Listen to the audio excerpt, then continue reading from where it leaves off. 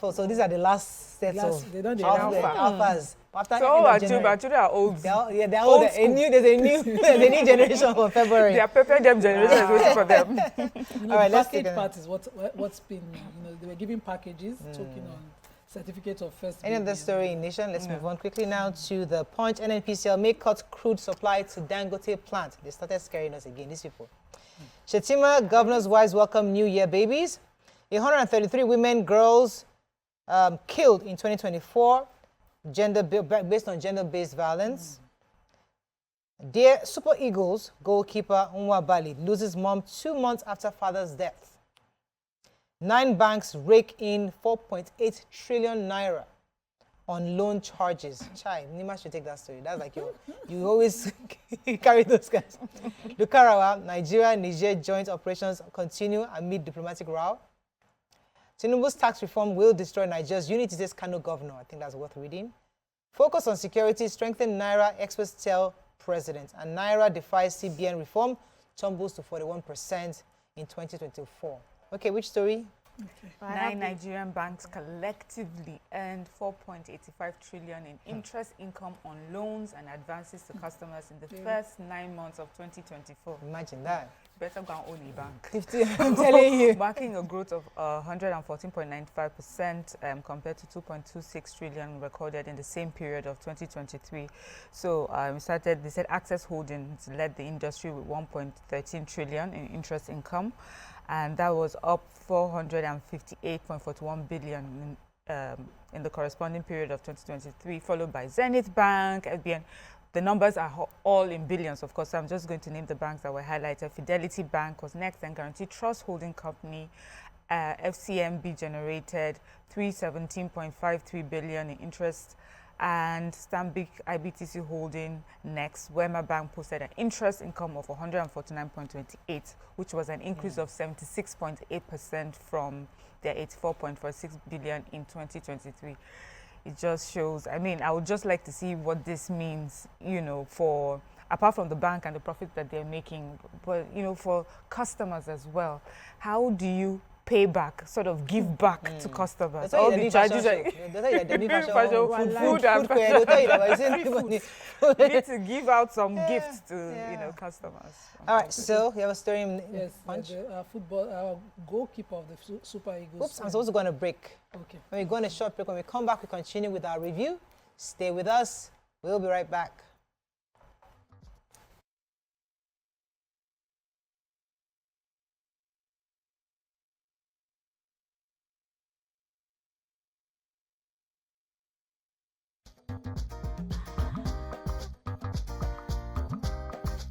Stay tuned. Your View will be right back.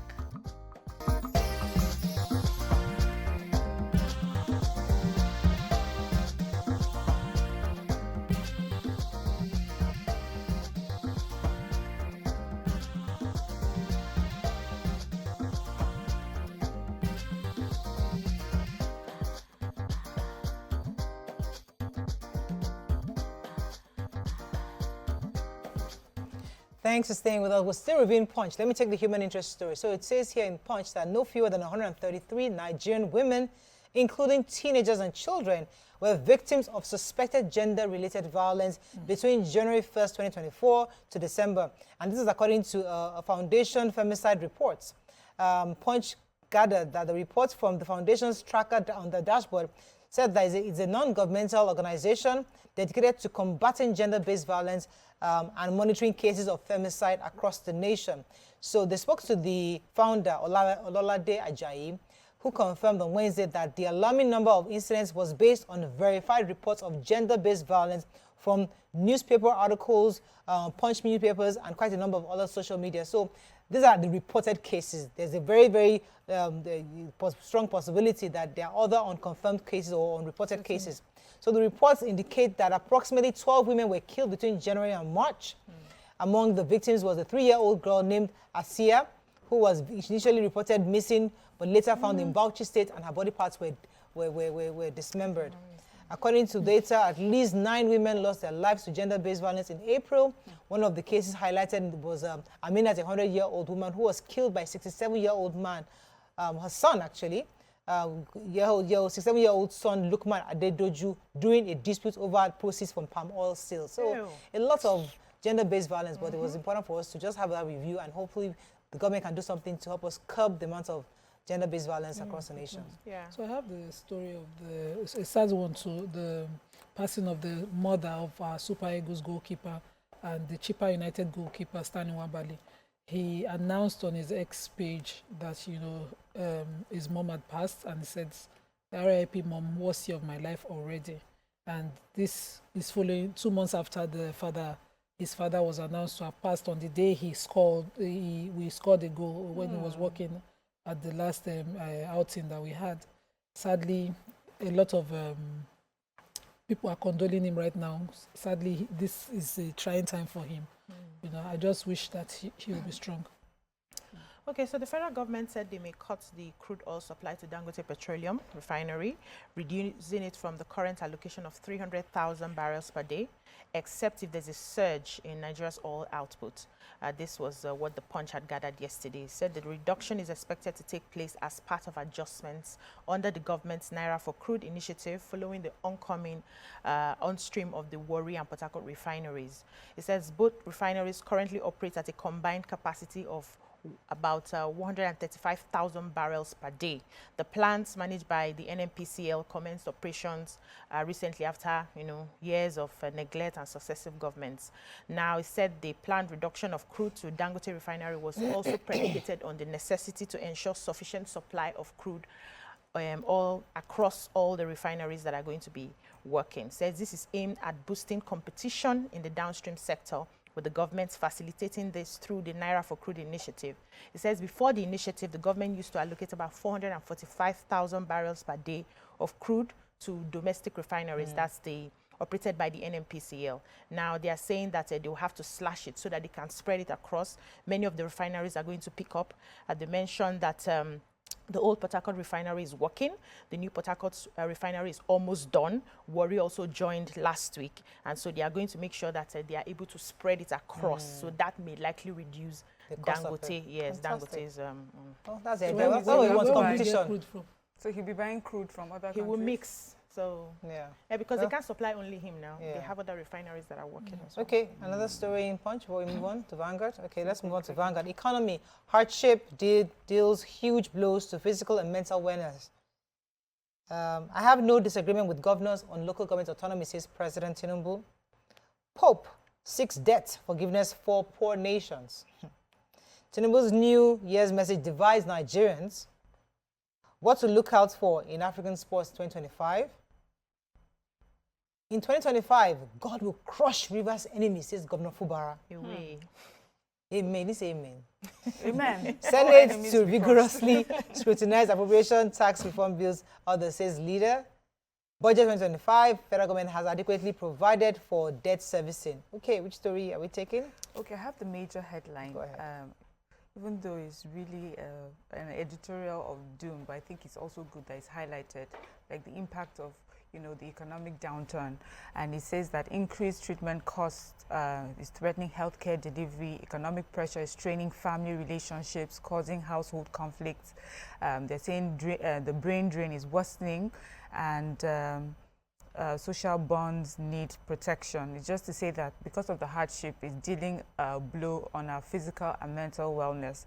So Mr. Shola Ogundipe, who wrote this, just highlighted how the cost of, the high cost of medicine, access to medicine, to food, and all that, how the rising inflation, how it's impacting families and family relationships.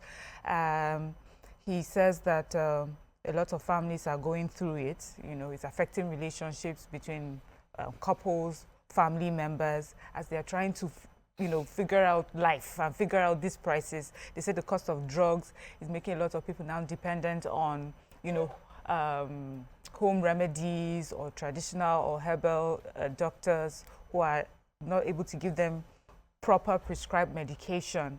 They say a lot of people are getting self-medicated because of that, and this can cause a lot of issues going down the line. So many people are being diagnosed with kidney diseases, as a result. So for me, the whole editorial, really, in summary, is just to say, it's not when when there's economic hardship, apart from how we feel it physically in our pockets, it affects us mentally, it affects us physically. And right now is a time that we need family and community bonds. Because sometimes in these tough times, those are the bonds that help us be resilient and keep us strong. Talks about the multi-dimensional poverty. So that's what it means. When you have less money in your pockets, it leads to other things mentally, physically, and Okay, let me take this story from the governor, Fubara. Governor Simi Bufara of Rivers State has expressed solid faith in the omnipotence of the Almighty God to crush every self-styled enemies of the state and its people. He spoke during the crossover service in their church back in Rivers State. And according to the reporter that wrote this article, not me, he gallantly sang a song to the brethren. He sang? Who sang along with him? He said, at the mention of your name, every knee shall bow. At the mention of your name. They wrote the lyrics. Yeah, they wrote it here now. That you are Lord. Fubara said the words of the song are not only consolatory, but a charge to embolden the people to firm up their trust in God, who alone can navigate the path. The red biro is still filled. It is still here with me. Every enemy that's planning The red biro. to crush. You cross the person with your red biro. We need to sit down. Who is an enemy? Who is the enemy? Yes. Any enemy. Only God. The enemies know themselves. The enemies know themselves. The ones in Abuja, the ones in America. Because the ones corruption is everywhere. also an enemy. It's Yes, not just a person. I'm just telling you. Okay, another story about guys. Yes, so His Holiness Pope Francis yesterday advocated debt forgiveness for poor countries to enable the internationally indebted nations come out of the woods and develop. He said in his 2025 World Day of Peace message with the theme, Forgive us our trespasses, grant us peace, sent out annually. They usually send it out January 1 to encourage peace in the world. So the News Agency of Nigeria reports that the Pope's message was read by the Catholic Archbishop of Lagos, Most Reverend Alfred Martins, during a mass to commemorate the day. The event was marked at the Holy Cross Catholic Cathedral in Lagos to promote peaceful coexistence. And the Pope said, God does not weigh up the evils we commit. Rather, he is immensely rich in mercy for the great love with which he loved us. He quoted Ephesians on that.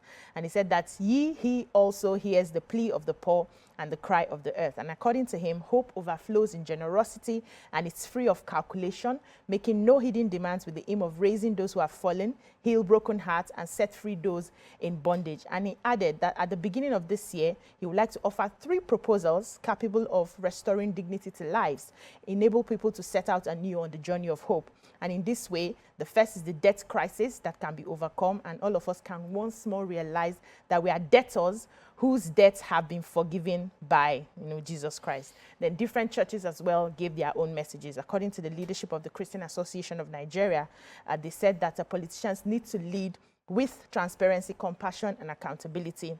They said this in their own statement.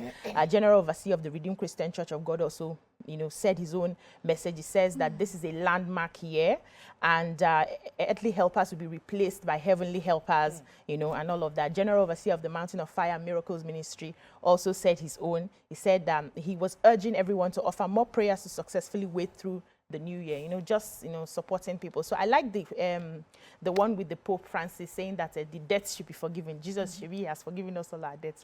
So all those Igbo countries should forgive. Yes, they should forgive us our debts. But I have the liquidity story in the Vanguard. So according to the Vanguard, in an apparent reflection of our liquidity constraints in the interbank money market, banks borrowing from the central bank rose by 261.3% year-on-year to 106.3 trillion in 2024, and it was just 29.42 trillion in 2023. So this, of course, is a major indication for us. I would like financial experts to come and let us know where we stand.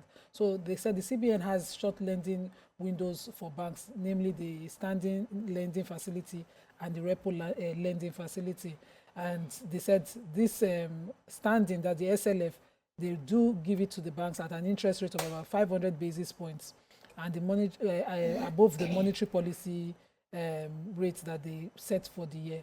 But they also lend to the bank through the repurchase, which is the repo lending, arrangement, which involves the banks, involves the CBN purchasing bank securities with the agreement to sell it back at a specific date and usually at a higher price. But I don't read them. And there are more details of how we performed each quarter of the year 2024, which is important for all of us to read, but I don't have the time to take it. Yeah. But we'll need the financial expert to come and tell us. Funny man will go and say, this is how it affected things. I'm just a lawyer. Like let's go on a short break. When we come back, we move on to the next segment of the show. Stay with us. We'll be right back.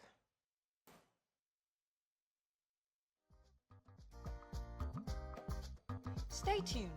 Your View will be right back.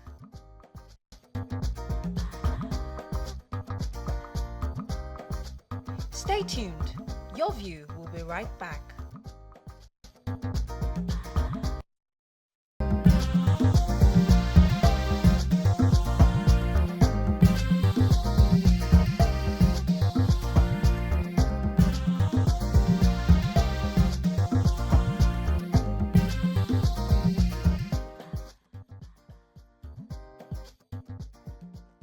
Thanks for staying with us. You know, today's Thursday, and we always talk about family life issues. So one of the stories that caught our attention from the social media was quite a thought-provoking message saying that should sons inherit the responsibility of taking care of their aging parents if the daughters have been disinherited from properties and their businesses. So usually in many parts of our country, some daughters are not entitled to inherit properties. However, when the parents begin to age, they still look onto the daughters, the family of the daughters, to take care of them because the daughters are more nurturing, they're more caring of the family. So the parents always hope that their daughter will be willing to accommodate them. But now, this new age of women, because I was having a conversation with some people yesterday, I said, people still think that today's woman is like yesterday's woman. They think differently, their processes are different, even though we're raised in a certain way that people expect us to be. But we have new knowledge. We are all raised differently. So a lot of girls today are saying, take a step back. I don't have to take care of you. Since he is the one inheriting the properties, why don't you go to his house and stay with him? Because he also, as a man, should be able to take care of you. What are your thoughts on this? Do you agree? You can call us on the numbers on your screen, 081 0764 1679. 090-241-63440. You can also send us messages on YouTube and X. We'll be happy to read your messages. So who would like to go first? BC, you want to start? Okay, it's an age-long practice where daughters are disinherited because you're supposed to be married and you're supposed to inherit in your husband's place. And recently I was having a conversation to really find out why this was even from the beginning of time. And the explanation I got was that because you're getting married in another family, it is expected that that family will give you your own inheritance. You will be inheriting in your husband's place. Unfortunately, that's not the case because even when you get to your husband's place, you're also seen as an outsider. So you're disinherited from your father's house. You're disinherited from your husband's house, except, of course, your husband is strong enough to put his foot down to say, this and this is what I'm going to be giving to you. But many of the times, we see that these women are disinherited even in their husband's house, right? So, and, you know, it's something that they have practiced for a very long time. And because the Ada, so to speak, the female children are seen as the nurturers, so you disinherit them. But then when you're getting old, you now pass on your responsibilities to this same Ada that does not have a piece of land in your house because she got married. And then you put all the burdens. You see is the women that are sending the money. If you need to be taken care of in away from home as a sick and dying man or sick and dying mother, you move to your Ada's house in your Ada's husband's house. That's where you're going to be nurtured. Meanwhile, your own son and your sons who have collected all the lands and all the properties are having a field day. So they just come visit you in your Ada's house and then they go back. Their wives are having a field day. Nobody's taking care of you. And women are saying this has got to stop. If I am not inheriting anything from you, if you are falling sick, your son, who you gave all the 15 plots of land, should take you to his, he has a wife, of course. The wife will take care of you. The wife will nurture you. And that reminded me of a few years ago, a family friend had this discussion. She was having a very bad time because her husband insisted that her father, who was sick, should not stay in their house again. The man's argument is, every time your father comes to this town, I take care of your father. He stays in my place. Now, when it was time for this particular father to share properties, they even gave her something. They gave her one plot of land, but they gave the son 7, 10, 20. The man had lands in the village and shared it. And so they gave her only one. So her husband took it upon her and said, no, we cannot be taking care of Baba anytime Baba comes. For free, because Baba does not bring anything. Even the money we give to, Baba will still share it for the other sons that are coming to visit and all of that. Yeah. So I get that. Let me pause you for a second, because there's also that part of, it is my responsibility to raise you as a father. Okay. And as a child, I give you property, I don't give you property. It's also your corresponding responsibility to care for me when I'm old. So it shouldn't be because I am giving you property or not. What do you think, Nima? Okay, so it shouldn't be because of property. It shouldn't be. When you raise your kids in love, they would love you no matter what you have. So there are parents who die without properties. Yeah. So people should start to detach them. Well, that's what I did. Detach their minds from whatever they get. But there's a way we do it in the Benin empires around us. What we do is that the family home, the ancestral home is preserved. Okay. So you don't age outside of your own house. So as whether you're male, you're the mother, you're the father, you're supposed to age in your own house. Your first son will do every right around that house to understand your custom, tradition, and family values enough to maintain you in old age. I don't know whether you get what I mean. Okay. So that you don't become a burden to your daughter's families. Okay. You're in your own home. Okay. The sad part is that some sons will not inherit the home. Their wife will not buy into that culture. The mother will still be a stranger, wondering why our daughters are not around her, who are supposed to be familiar with her ways. So some mothers do not attach on time, especially for women. They don't, or fathers too, they don't attach to their daughter-in-laws enough for her to understand that goal. The Diogbe is your ancestral home. You're supposed to age there. When you pass there, your son is supposed to perform the rites of your burial enough to show community that he understands your values and tradition, that you will age in a familiar environment, unlike what we now see. So it is for your... So what you're saying is that the son will inherit that house. Yes. And the first live in son that house with his wife, you also and age the wife there will take care of you. So she comes in as the mother of the house. She takes care of the house. So you are not a stranger to her. In the olden days, yes. Yeah. So does tradition and culture consider the fact that people are now married outside their cultures? One. They are living in the cities. Two. So therefore, does it mean that we need to start reviewing culture and tradition? No, so we cannot review this. No, we can't. This particular culture is perfect in its way. Can we review it, understanding the times? No, the times are there, but this culture is perfect in its way. Yeah. You know why I say that? It will be the ancestral home or your culture can only be preserved by those who love it, who value it. Let's not even use love. Let's say value. So a person who comes in, when you bring a non-tribe person, marry outside your tribe, outside your race, the person is supposed to adopt this new culture, understand it, love it enough to tell their kids. So my auntie married in the Lagos culture, and she's so Lagosian that you cannot even tell that she's Abeokuta. You can't even tell. And so that's how women have done it over time. You come in, you don't destroy what you see. The last month I traveled to Kwara, and I did not even understand whether my sister is from Esako anymore. She's very Yorubalized now. She's, in fact, very of them. And that's how women have done it. We've nurtured culture along with our children. Okay.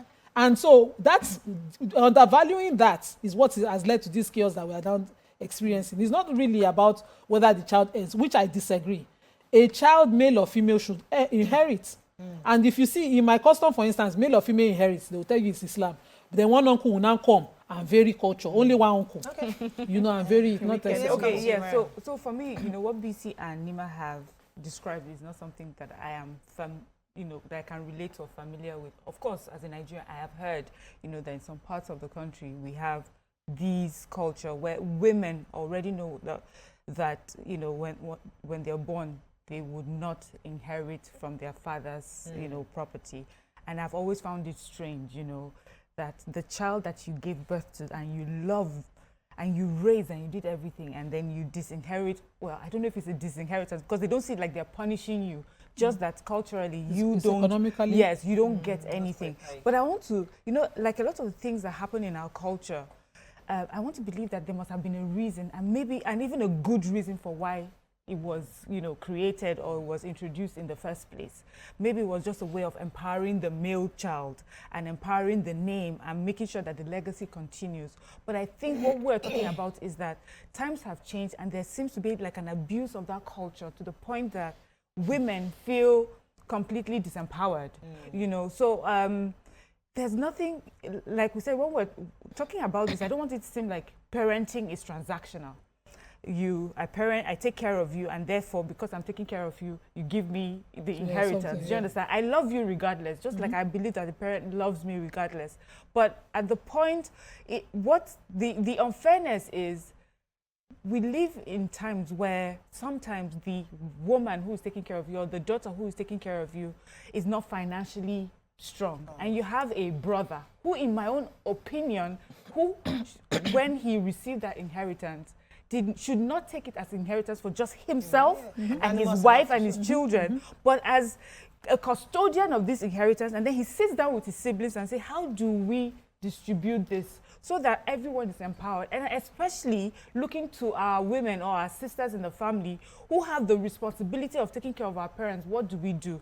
And the truth is, also culturally, what we see is that our men, culturally, where they are the breadwinners, they take care of things financially. So I can understand how inheritance may be given to them so that when money or financial needs, come up, they are able to provide for that. But as we said, times have changed, so every sibling needs to have some form of empowerment. And it's also an appreciation, it's just something that you give on to your children. And I like, where I like Nima's own is that there's almost like a, this is the reason why we're doing this. Yes, and this is how it should be done. And I believe too that when you come into someone's family, if you're married into a family, you should understand the culture. I feel that what we're seeing, like a modern day example of what we're talking about, is this Meghan Markle and Prince Harry, when they're accusing her of going into the royal family and wanting to change things, not understanding the culture and accepting the culture as it is,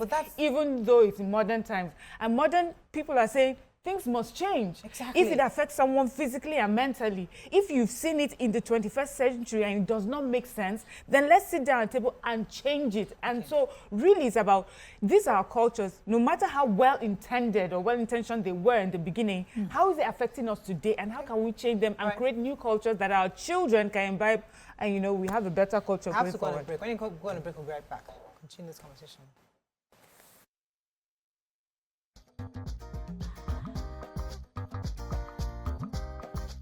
Stay tuned. Your View will be right back.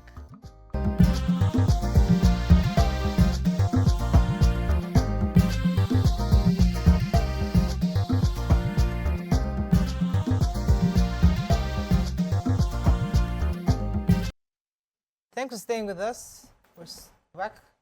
Okay, so we continue with the show, and so there's an angle I wanted to come from.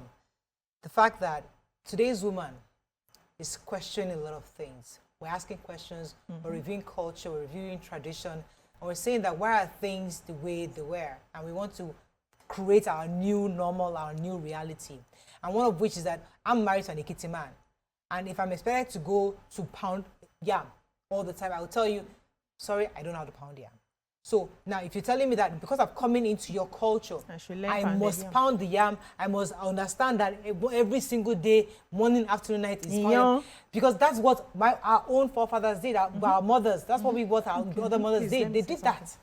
But we are saying, okay, as long as my husband, who is not demanding it, he's not interested in you pounding yam every day, but in his culture, maybe it's expected of it. So we're saying we're having new conversations now that can we eat something else? Can we have, and the one is willing. So the wife now, who is the wife of the husband that inherited, is saying, listen, this is my home.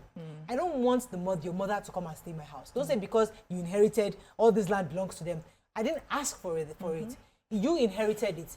we're having a conversation where it is me and you, a nuclear family. So in that situation, how do we now begin to modify culture and tradition based on the new knowledge and new experiences people are having? Okay, so before we hold this one now, I want to give a little backdrop from where Nima stopped. Now, the Idiogbe culture is for the first sons, right? It's the first son that inherits the family compound, and then is expected to stay there and all of that. But we have second sons, we have third sons, we have fourth sons, we have fifth sons, as many sons as the man can have, who do not inherit that Idiogbe. So their situation is different.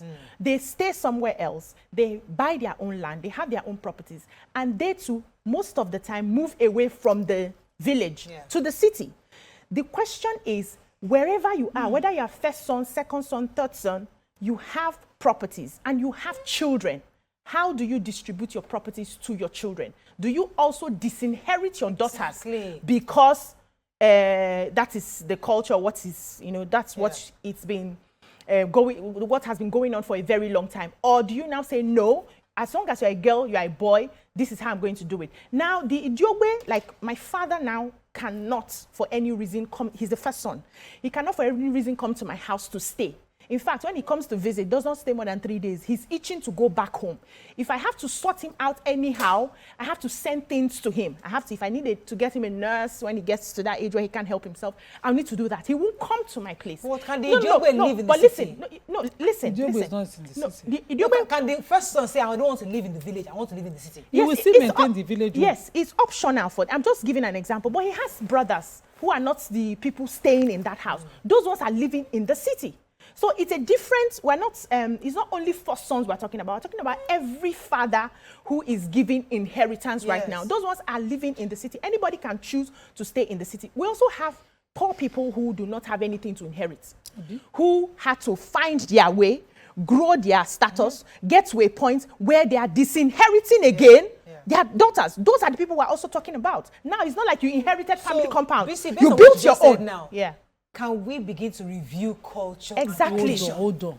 Can we begin to review? Because the way the status quo then I think to is review different. the why. Why was that done? Yeah, exactly. What was the why? So the why was to preserve our cultures. The heritage, our legacy. language, our food, our ways. And I said it's a beautiful thing on its own. If you study it, it's to preserve our ways. We have become so civil now. Everybody, if they ask you, you speak English, you cannot speak your dialect, and you're wondering why your people became extinct. So it was to preserve your own. And let me explain the Idiogbe very well. So your first son has to do custom, but he can choose not to do. If you have 2, 3 other sons, the day he says, me, I not do Idiogbe, he steps out. He doesn't do your burial rights.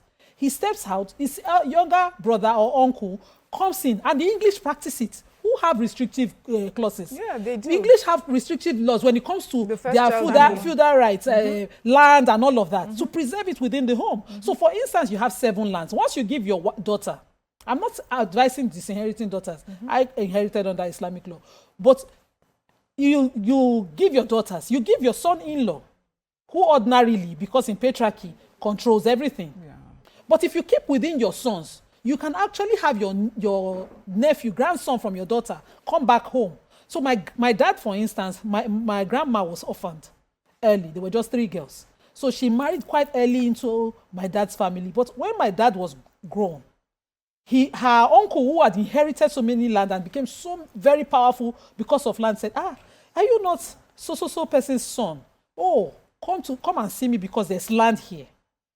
He's giving back his rights to him. So that's what the Idiogbe was for. You're not supposed to take it and become so autocratic you don't even know your role. So you're supposed to preserve and keep. You decide which generation, not for only your children. But when greed came in and we lost the real reason for it, we're dealing with human factors. But culture in itself is so beautiful that it was serving us. Okay, so my question is that, does it still serve? It's serving us. Let me tell you why. Because that person, the Idiogbe, maybe the person, like the first son, can get educated, can relocate to Canada just like his counterparts. And listen, they've gone to Canada, and he's not interested one bit. He will be sending money to the house, just maintain the house. He could really care less. So my question is, I agree with you. How it was done, it served a purpose. It was for a reason then.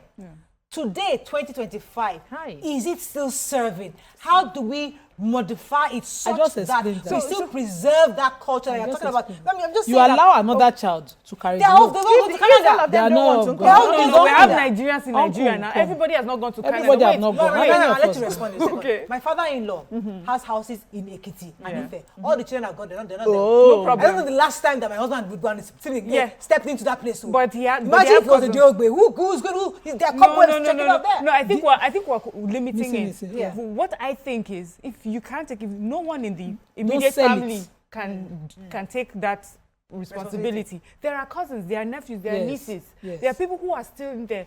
There are people who have property in the village today, and it's their parents' property. They've never been there, but they have cousins that are living there. Yes. It's just that, for me, I appreciate the why that you have just expressed, because it now explains to me that it's not about collecting this thing and making it my money so that I am richer than my siblings. It's because there's a responsibility and a cost to maintaining culture and, perpetuating it in such a way that we never lose it. But the problem we're having, and I think that's why we're discussing, is the abuse of culture. And I see it in a lot of things where we have begun to throw the baby out with the bathwater.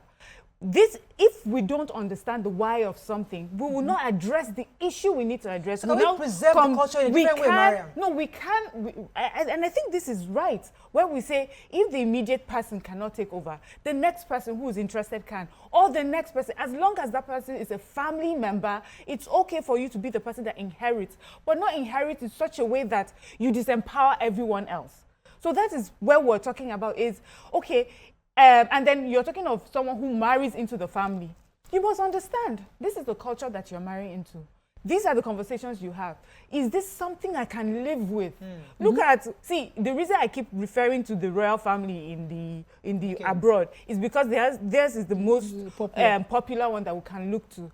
Their wives, if you're going to get married to the first son or the first daughter, you just know automatically this is what your role is going to be. Their queen that passed on, we saw the story of how her husband married her. It took him some time to accept his new role as beneath her. This is a person that in his own country or whatever, he was a prince in himself. And then when you realize that this is what you're coming into, it's something you sit down and you decide, do I want to? Because there's a reason that they're doing it a certain way. It's not because they want to, it's when we look at it that they're doing it in such a way to break me so that I'm not strong or I don't have financial means. As long as we understand what is there for, then we can modernize it. Look at the Ekiti pounded yam that you're talking about. All the poundo machines, what are they there for? All the people that help us, all the chefs and everything. It locally. No. So now that's the problem. So you see, that's the problem. When the person insists that it has to be locally pounded, then it's a That problem. one is, Yeah. Because the thing is, exactly, because what they want at the end of the day is pounded yam on my plate. How I go about it should not be your problem. So Let me add something. Let me come. I'll come to you, Right. but there's an angle I want you to just to highlight a bit more. I know a family, very, very wealthy man. He had so many children. He had lots of money, but the kids, for whatever reason, maybe because of their education, their exposure, they were not really. The wealth meant nothing to them. They didn't really care because when you are drowned with so much opulence. They were like, when you have abundance, you don't care. They don't really care. So they traveled abroad and they didn't want anything to do with their father's money. And they stayed with, so they didn't care. The man built houses, maybe 10-bedroom house. They didn't really care. So they lived in their various countries. They married Oyinbo here, married even, and they're fine. Okay. They didn't want any connection. Yeah. When he found out that when he died, they came home, buried him, and left back. Yeah. None of their family members saw their great break light. So tomorrow they're still complaining that we don't see these children. Now the man's 10-mansion house, a 10-room mansion is there, gathering cobwebs. The point is that if our objective is to preserve culture, instead of doing it through the route of property and heritage to the first son, is there a different route that we can begin to have a new conversation to explore such that we still preserve the culture, but not through this issue of incentives? So the issue of preserving culture through property and being in the country will not work for the new generation of children we are raising. Exactly.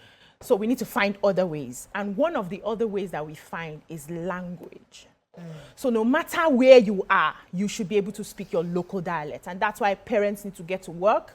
If you have started already raising the kids and they don't know the language, you need to, if you have to get a tutor for them, it has to be compulsory as well. Some of the things that they will do for you as a parent to learn this, our language. Language is very important. Now, conversations and storytelling about your history is also important.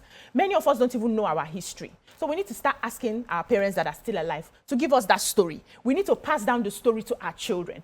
Now, these are some of the things that give them a form of identity. Wherever they find themselves. When they speak, they can tell you that I am from this place, I am from this culture, this is how we do things, where I'm from. They don't need to be there. Because if we're saying let's hold them back, let's build the houses, let's force them to come and stay in the Idiogbe, those children will not, they're not like us, they will not answer you. They just need to disappear and they are gone. You see them once in a while, you call them on phone and they move on. So we need to devise other means. That language is very, very important. That language, their storytelling, knowing their history is where we can now begin to. And after a while, I realized that children who actually know their history, after a while want to come back. They want to see the place. They want to mingle with the people. They already know who they are, whether they are there or not. They will find their way back. Let me take this call. Doctor from Enugu. Good morning, sir. Good morning. You're live. Go ahead, sir. Compliment on the season. Same to you. Compliments of are the season sitting to you happening here. too. You know, Yes, We can you're hear live. you. Go ahead, please. good morning, I can hear you. Yes, go ahead. You're live. Compliment on the season. This is We your said that view. again. Compliment of the season. Okay, I think it depends on the region. I'm speaking. You're listening to your TV. It's delayed. Please speak to me. Go ahead. Go ahead directly. Listen to your phone. It depends on the region and its place. As an Igbo man, a son. Okay. Television is delayed. Oh, come on. Yeah. So he Let was me going to just talk say- about the Igbo, Okay. Culture. Igbo culture, where a son is what they need Yeah. to preserve. And so, You didn't say that. yeah. No, he took a court. didn't say on he You took a didn't say Supreme that. Court You didn't judgment. say that. No, But that means I was he going didn't to finish say saying, something. but he took a Supreme Court judgment to allow women inheriting the Eastern Yeah. custom. Until date, the many judgment is people going to self- they enforce. Yeah, they you have to don't go out to another culture Because enforce it culture within is- families. So culture is Yeah, I was going to say this new way of preserving culture apart from the Idiogbe system that you have described. And I feel that the reason we're saying that is because we don't see our culture finish. If our daughter was going to marry someone in the Oyinbo land, that her father-in-law is a lord of one, what do they call Castle. them? Yes. L, we will the wear L of our one village. Ashoka, wear it high up, and every time we say, yes, my daughter is married to the lord of something.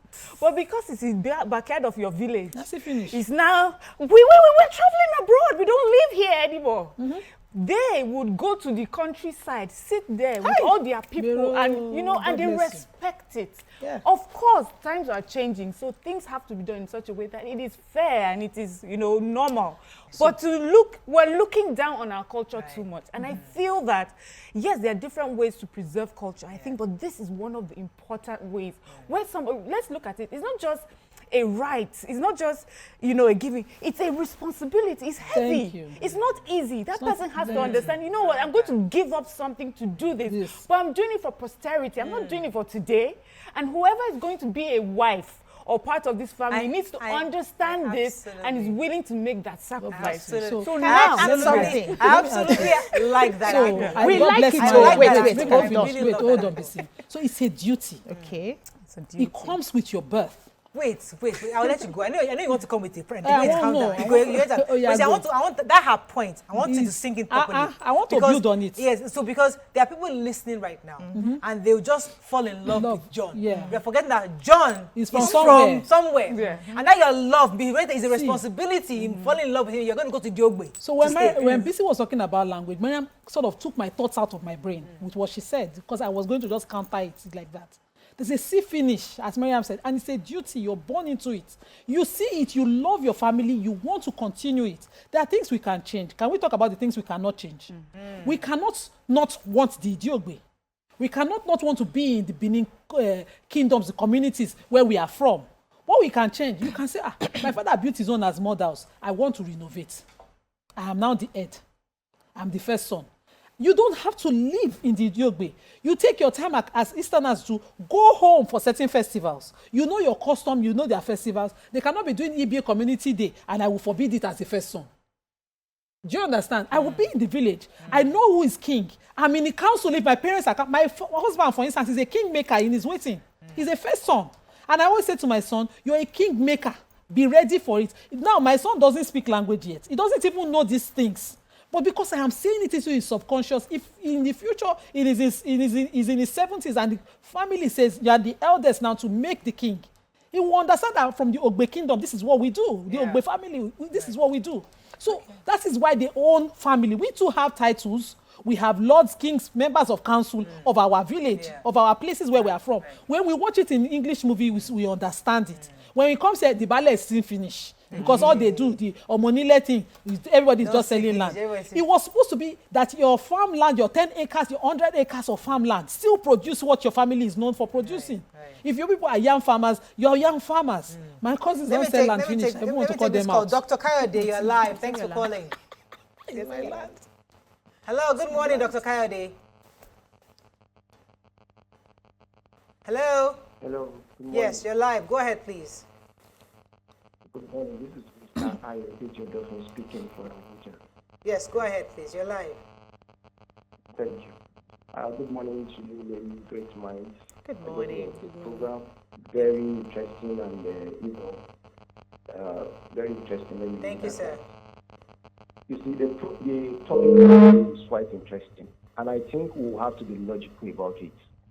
There is a saying in my place, I'm from Kogi, precisely, Aitolobege.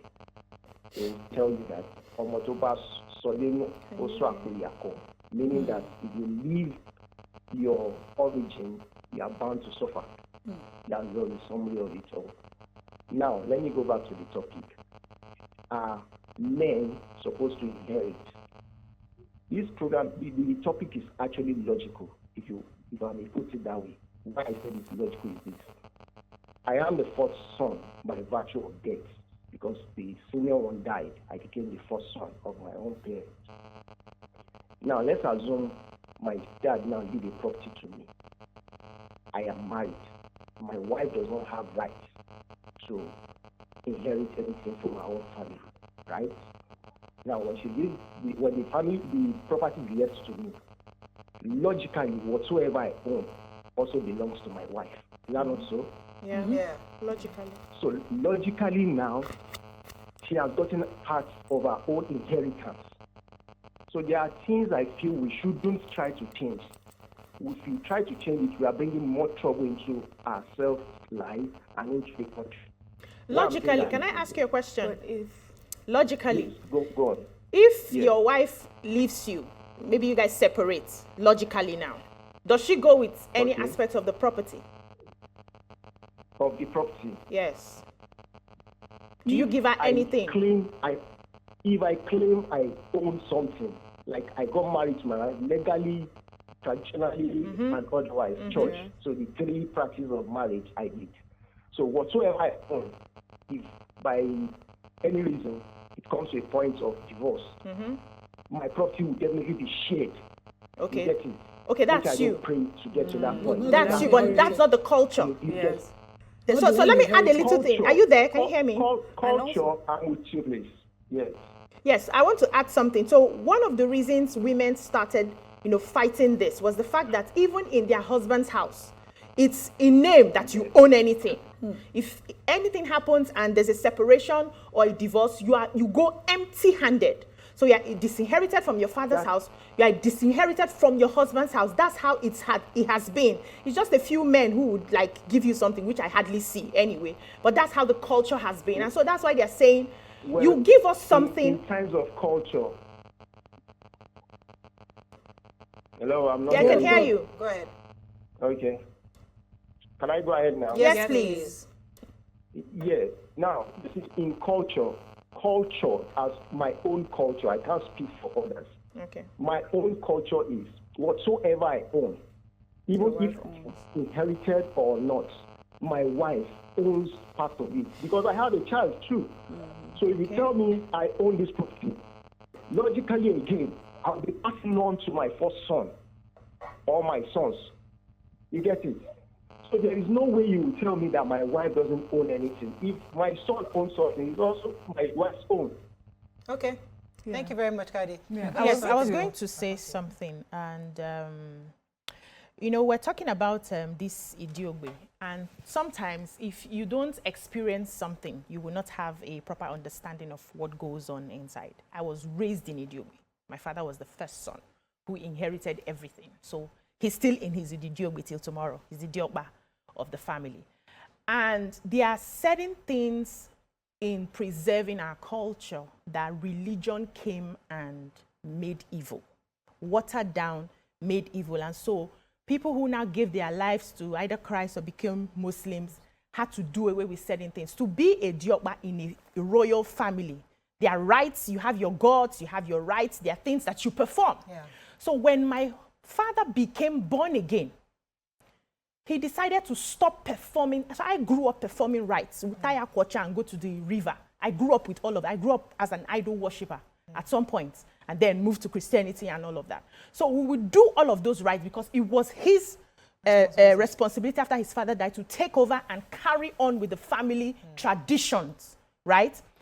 We did all of that. He gave his life to Christ and realized that, no, I can't do this anymore. And there were some sacrifices that would have been made if he had not stopped doing those things. One of the sacrifices is that the first son would be in that house. He will not go anywhere else. The first daughter, which is me, from my family, will not be able to get married. I would be in that house. The family is the one responsible for, they call them the Omu, responsible for doing sacrifices for the Asaba of Asaba.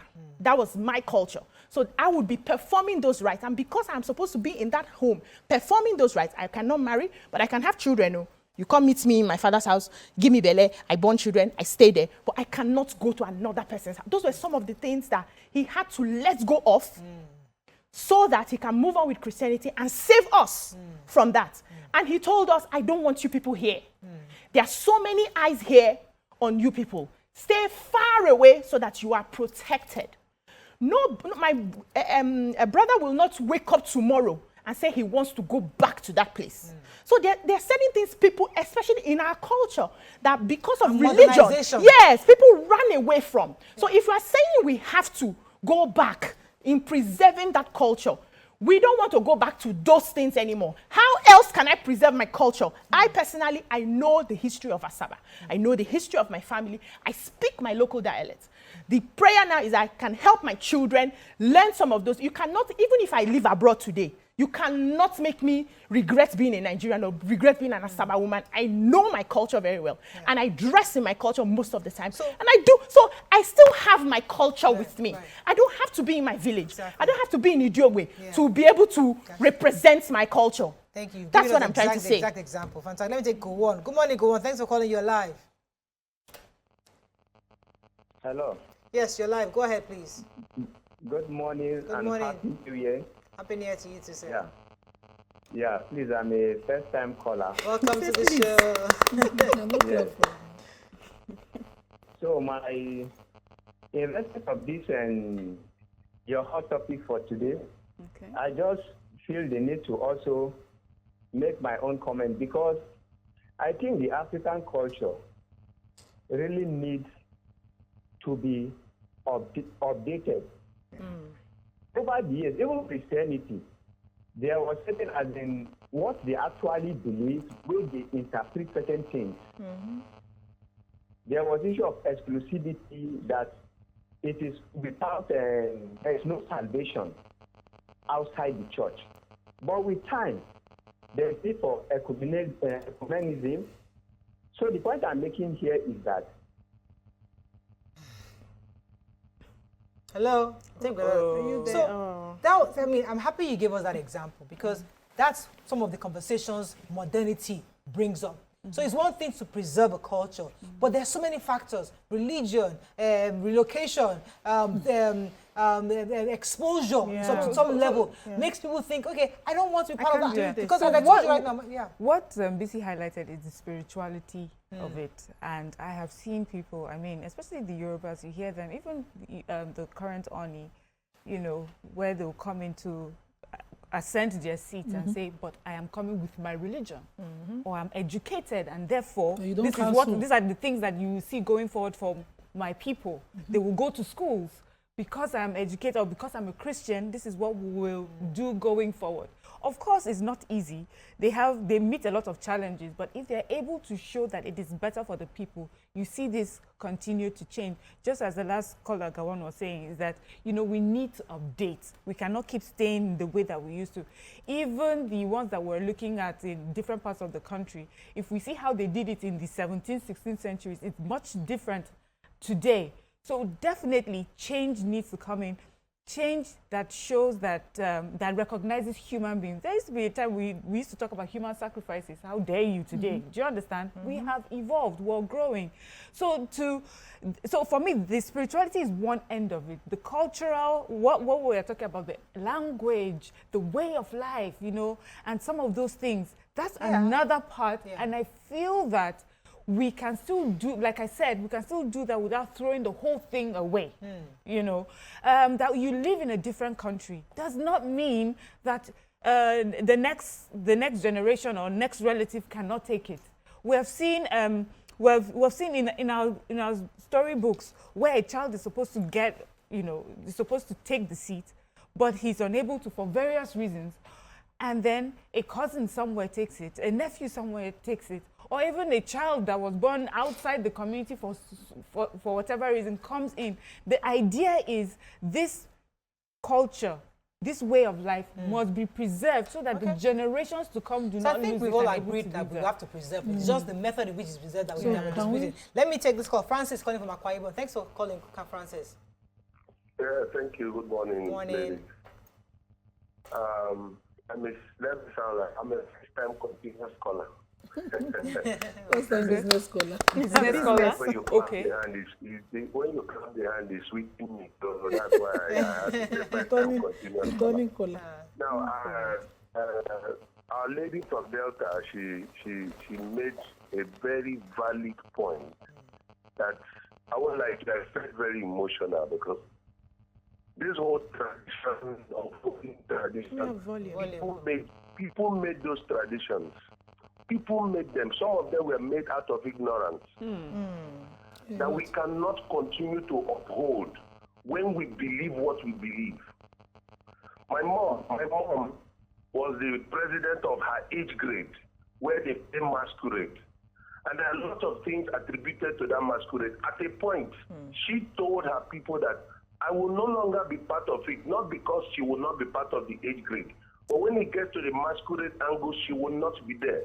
But she's still part of the age grade. They said, okay, if you will not play, contribute money. She said, no, if I contribute, I am part of it. Yeah. So she stopped it. Before you know, one after another, they all stopped. In her own age grade now, they've totally eradicated that. And I believe that is some of the things we that are enlightened today can try to see how we stop these things, because they are not helping us. Your colleague there who said, oh, she cannot go back. No, ma, you can go back with courage to teach them, to let them know that these things that we are doing is not supposed to be so. Yes, we have good traditions that we can sell to the world, but there's no way we can tell the world today that the first daughter will sit down in the house and be using Omo to be touching everywhere. What are you touching? You are touching nothing. Nothing comes out. So we need to begin to enlighten people. Let the people know that some of our cultures were brought up by people who did not have understanding of what they're doing. You want to bury a king, you need two heads. What for? Those things are the things we need to drop. Thank you very much. Thank you very much. So custom have changed. We must accept that, you know, custom changes a lot of times. In my own custom now, we no longer do, in my family particularly, we no longer do burials. So we bury our dead and everybody goes home. We bury, and I buried my father-in-law. I saw the difference. Where they bury and we're cooking and we're just feed and we're just going through rites and rites. So some people change. You vary these things as it works for you. But you don't negate and demonize your entire culture because you've gone to school. It's as basic as going to school. Just go school abroad, come back. You just go collect education. You just adopt another culture and you negate the ways of your people. So we must talk them carefully. We must talk them carefully. And the Idiogbe, as is practiced in Edo, not this one that BC described. It's about the first son remaining in the first, ancestral home of his ancestors. He can renovate it. You know, no, there's a spiritual. So they're different in his house. That's in the house. So they're different. So there's the spiritual, which you perform. My grandmother's family are the priest's family, but that's not my business. My father's own family, nothing concerns them. So I say, that's not my, you know, you can come in, choose. Yes, that's what you preserve. So you can, hold on, Morayo. You can choose to want to vary that spiritual. You can come in with an enlightenment like my dad did and say, what's the wastefulness of this burial? My children should be exempted. I choose to exempt myself. And you know, you can vary it based on your own. No. So this one, religion, listen to how it happened. Religion made it look like what you're doing is evil. And you have to change it. No, but you heard the caller now saying those things really, are they good? Are they serving us? How many times in this modern days have we heard of the heads that they used to bury anybody? Did we not bury an Oni recently? Did we not bury an Oba Benin recently? Did you not carry out custom the way it was done? And did we hear of any heads that were attached to it? You know, so you will not hear, but that means what you don't hear is not promoted. Exactly. So don't allow somebody demonize, because when Queen of England died, now only coffin we see, we didn't hear too. We didn't hear too. After all, this used to happen then. So this comparison now the Queen of England demonized our own in the first place. So we shouldn't allow somebody just, you know, cancel our own. Let them not cancel our own. About cancellation. What I'm saying, that don't be like that. No, we don't resemble. So what I'm saying, what we've been having, and I think when she used her example, she said she knows everything about her culture. BC didn't cancel it. She said she knows everything. So what I'm saying is I wanted us to acknowledge the reality of the times and see that this culture we're trying to preserve, though spiritually, physically, materially, in different ways, can we begin to modify it? What we're saying is that we have been modifying it. Things have been coming up. There was a time we were killing twins. It doesn't happen anymore. The things are different. What we are saying is, in modernizing and modifying and updating, don't throw the whole thing away. No, we don't make sure that we preserve it in such a way that we have the culture, we have the language, we understand the good part of it, the positives, and that is what we should try and push for. So going back to the original topic of how do we preserve, how women are disinherited, and then who should take care of the aging parents? Should it be because you gave the inheritance or not? I mean, let's wrap up on that. Of course not.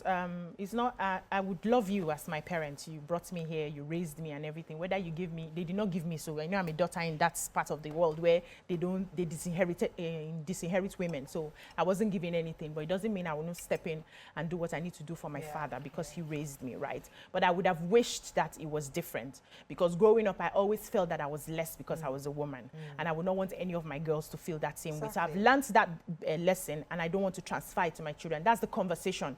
Every child that I have is equal. If I have anything to share, I will share equally. I'm not going to say because you're a boy and because you're a girl, right? So that they don't have the same mentality of I am less than a man because I am a girl. That's part of the modification that we are talking about. But I will do my bit, you know, as my daughter, as the first daughter to my father, and take care of him if I need to do that. I think what I've learned here is the importance of always knowing the why of something. And so for me, you know, when it comes to if conversations like this will ever come up, I would let children know that sometimes with responsibility, you get some privileges. And the privilege is so you can carry out these responsibilities. And if the other siblings understand that there is a reason why one particular child is getting something that seems different or better than yours, it's because there are things that that child needs to do. Right. And as long as that child also understands that this responsibility does not mean disempowering your siblings, you know, then we have a good story. It's not, sometimes fairness does not look fair, but, you know, it's in the, it's in what we finally do, in the work that we do and the impact that we make, that we now see the fairness. I wanted to end with Engineer Tijani's message. You want to say something? I wanted to say something. So it's unfair to have more resources and expect duty of somebody with lesser one. So when you have inherited more, as a man, or whether you shouldn't expect beyond love for your aged parents. Provision, responsibility, and the duties that come with what you have taken, you must perform it and find a way to balance it. So you are not the man that will come and be talking about mental health when it comes to your parents aging or your wife not accepting. You must find a way to do that balance because you got more. We have a message, just one here. He said it can be modified. The gods don't they chop shawarma and pizza too, Jare. Make we give them mayonnaise for sacrifice instead of blood. Fire Then we chop for Ekiti State, where they chop jollof rice. Culture evolves and should be dynamic and not stagnated. As long as no child is the architect of when he was born, where he was born and which culture to inherit, any cultural practice that is capable of causing infractions among siblings should be expunged. We need to start having conversations about cultural practices that are unfit for our dynamic world. There were reasons why these practices came into existence, but we are not reassessing whether these reasons leading to the establishment of these cultural practices will still fit in the 21st century. Lives evolve because life is dynamic, and so should culture follow suit. Any culture that is unfit should be expunged and look into the book of history. I think that's all we can take on this segment. When we come back, we should have our guests here. Stay with us. We'll be right back.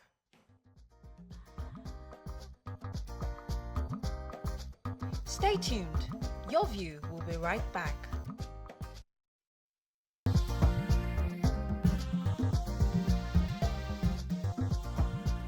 Thanks for joining us on the show now is the Bameko of Ibadan land and Chairman CEO of Erudite Group of Schools, Chief Saeed Oladele. Welcome to the show. Thank you very much for having me. Good to have you. Thank you. Thank you.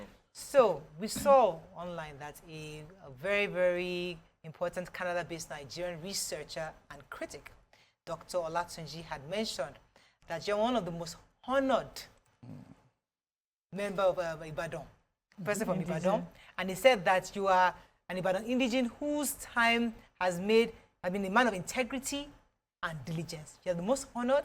You've been a man of integrity and intelligence. That was quite an impressive statement from somebody like Dr. Olatunji from California to say that. How did that make you feel? And could you please expand a bit on those things he said about you? Okay, thank you very much. I was also surprised to see that online on the 31st of December 2024, when he came online to say Saeed Oladele is one of the most honored indigenes of Ibadan of all time. That was kind of heavy. And he also said that diligence and integrity pay.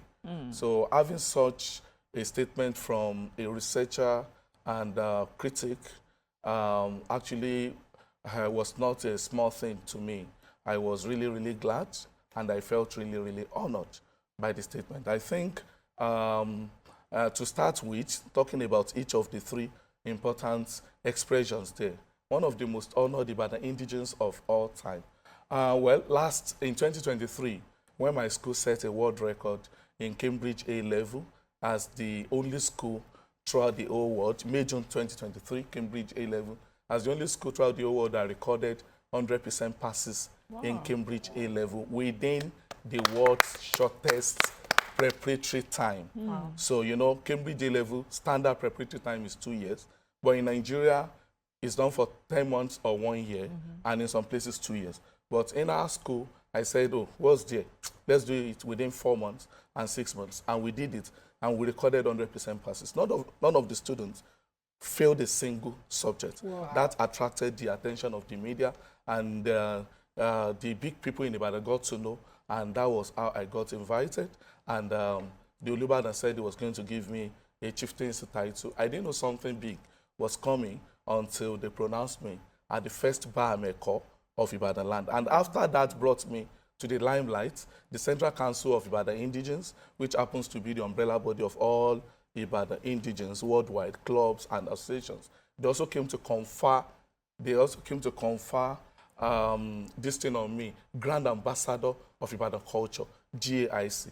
Then after that, I won African Transparency Honor Award. I won Nelson Mandela Leadership Award of Excellence and Integrity. All these awards kept coming until within a period of 3 months, I got 11 different awards. Wow. And just last week, I received 4 awards within 8 days. Within the space of 8 days, I received 4 awards. And that was what led Dr. Adetunji into saying what he said. And one of the organizations that gave me the award is NUJ, Nigerian Union of Journalists. Wow. You understand? So these are not small awards.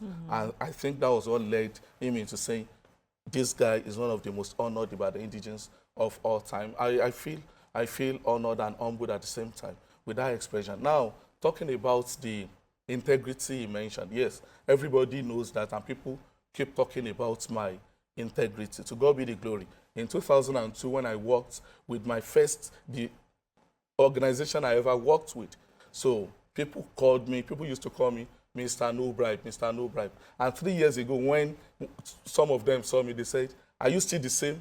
Are you still the same? The way you used to be about 20 years ago, I said, till eternity now. I said, till eternity. And they were very, very impressed. And in 2023, December, I won Ganifa Wehimi Outstanding Integrity Award. So after I went back to Mosuro booksellers at Jericho in Ibadan to refund 118,000 naira that bounced to my account after second or third day. They were very glad. They took pictures with me, and that got to the media again. And people began to say, this is the kind of person that we need at the ends of affairs in this country. So my integrity is proven. So no doubt about it. I'm talking about my diligence. I've always been a diligent person. I became financially independent as a teenager. You can think about it. So I became financially independent as a teenager, maybe because my parents were not rich, so I had to think out of the box. And and 3 years before I gained admission to the University of Ibadan, I told my friends that no matter the university, no matter the course, I was sure of making a first class. And after I finished with the first class, it became a point of reference among my friends that this guy said he would make a first class. And he made it.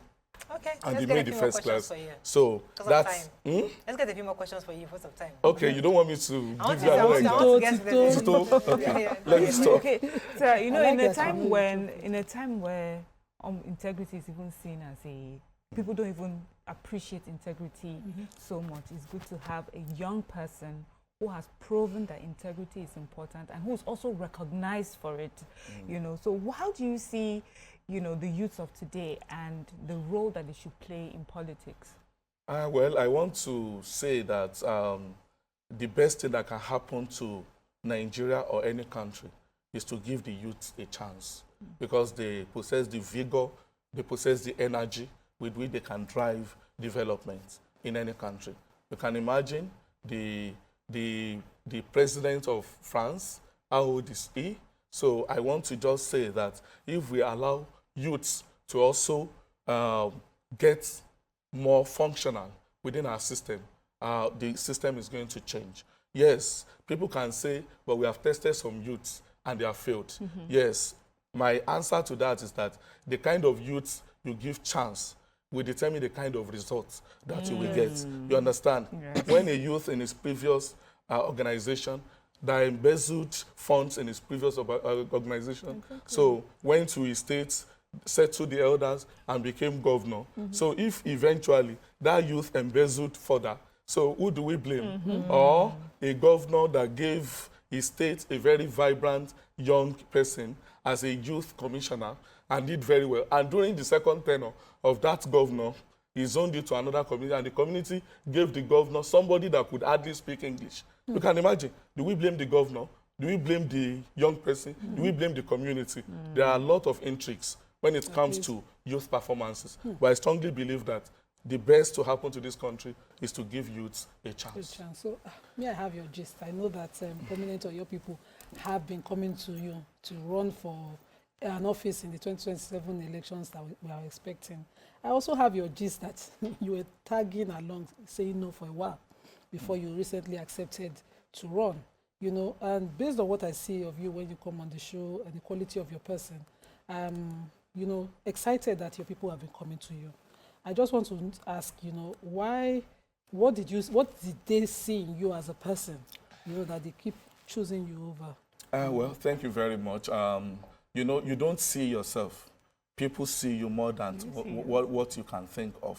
So when the calls came in from unexpected quarters, I was very, very surprised. You know, when somebody who is older than your father is telling you that is a young person like you that they want at the ends of affairs, you begin to wonder, what about the other people?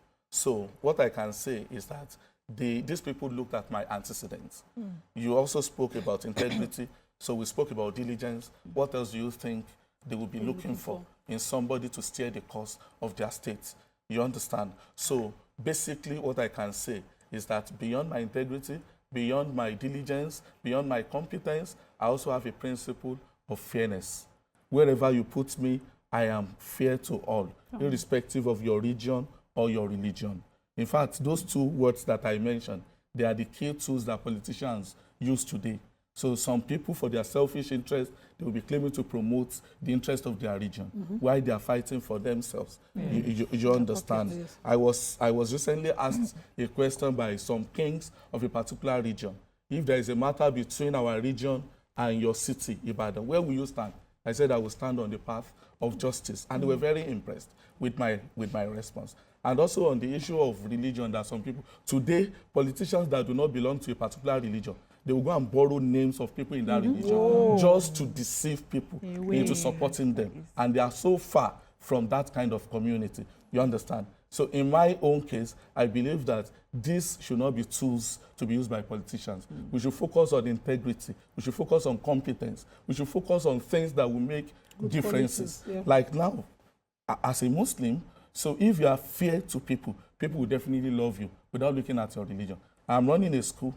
My Christian staff members came to me that they want a space to be having their fellowship.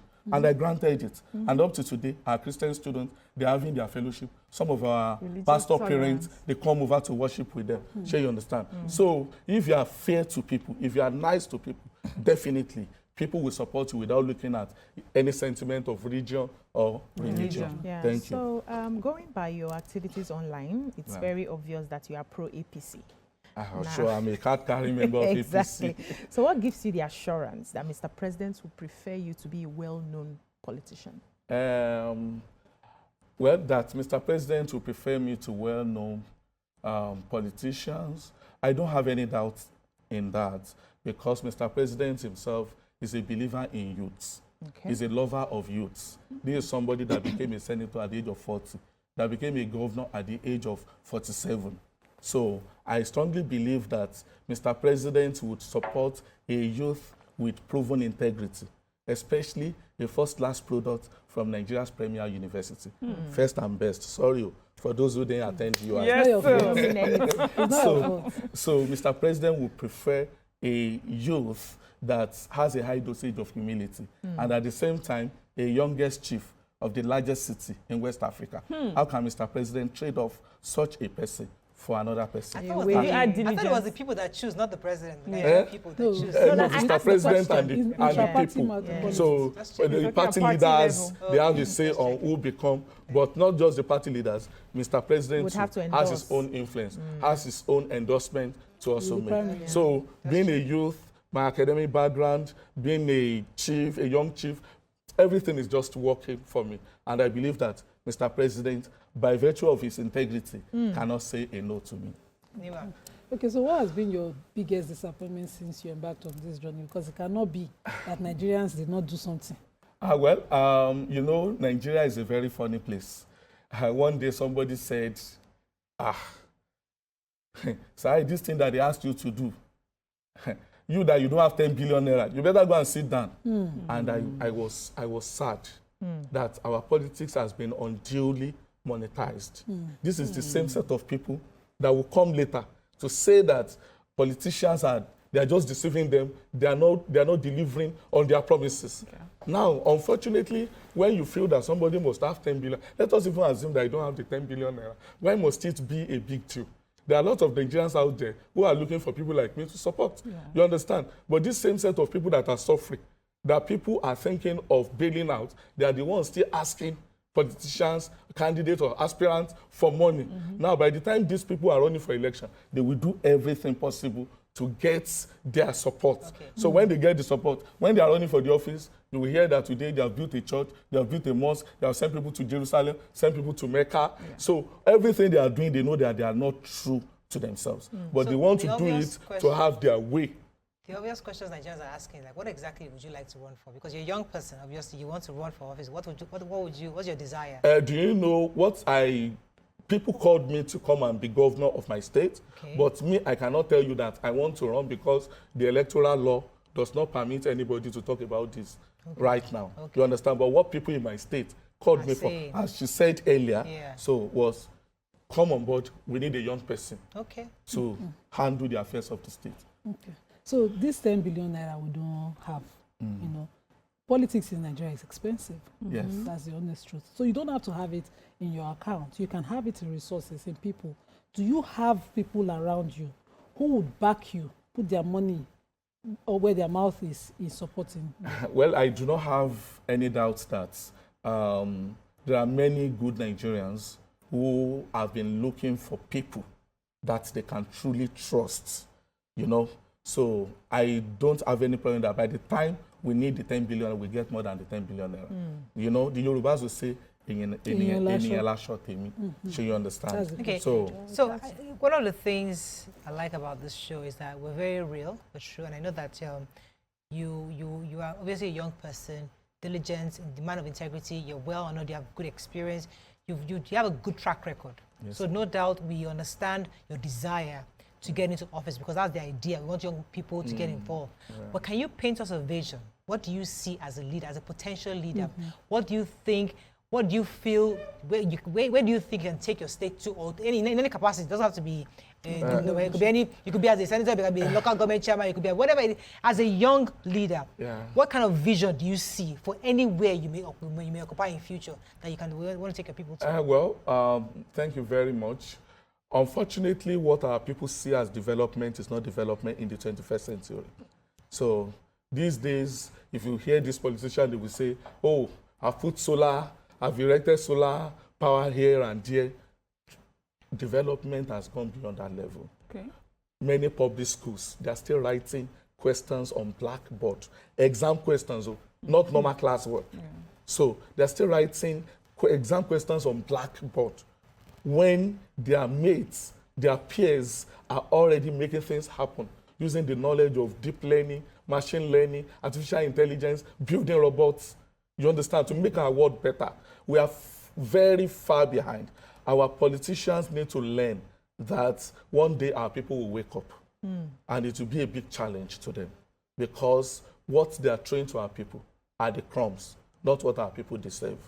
And people that also feel that they cannot give their support until they collect money. So once you collect money from a politician, please know that you have lost your right to complain when the politician gets to office and start misbehaving. Thank you. Okay, so we have to wish you the best. Don't have much time, but thank you very much. Wish you the best in all that you do. And we hope that whenever you are ready, let us know. I will give you the best of what we can. Thank you very much. I'm so happy. I'm so happy. Thank you very much. That is all we can take on today's show. Hope you join us tomorrow for another exciting edition. See you then. Bye for now. Hope you enjoyed our news.